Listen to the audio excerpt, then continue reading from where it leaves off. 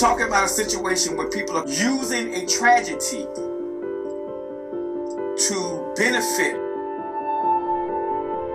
We're talking about folks that come out of low income, work hard to get up into mental income, and trying to be beyond that.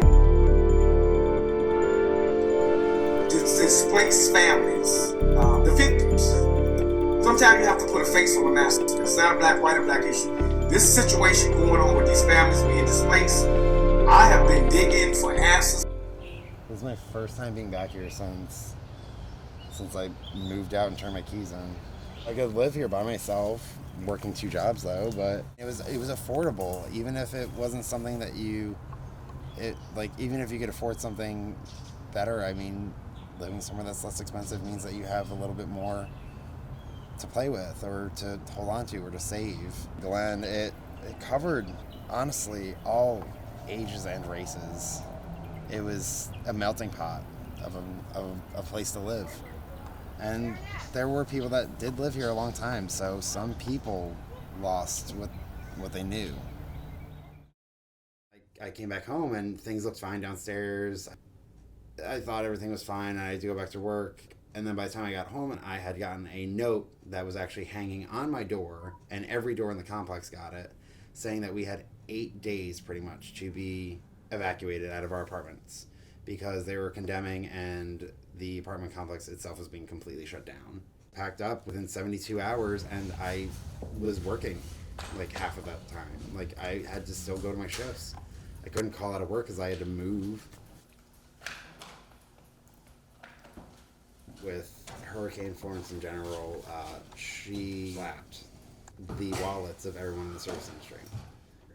People needed to recover on their own, whether it's housing expenditures or if they were staying somewhere and they were paying for things to stay somewhere for a while, or if they had to completely move. There's people that moved entirely out of Wilmington.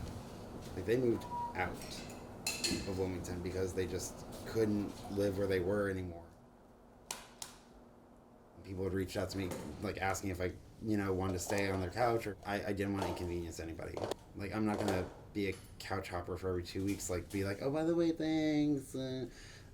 I make a funny voice about it, but it's because it's a way to play off, like, just how uncomfortable it is to be that person, even though there's a lot of hands reaching out to the people that own the place that this apartment is underneath. One of them, Tony, came up to me while I was working, on the clock, working, bartending. He came up to me and he's like, da-da-da-da, if you need to talk about something, I have somewhere that you may be able to stay. I came and looked at it. I was like, can I give you a deposit now? He's like, if you want to. I was like, there you go. I was fortunate this place was furnished because they rented it out like Airbnb style at points. And I'm still thinking, I have to look for a place. This is not my permanent. This is another temporary situation.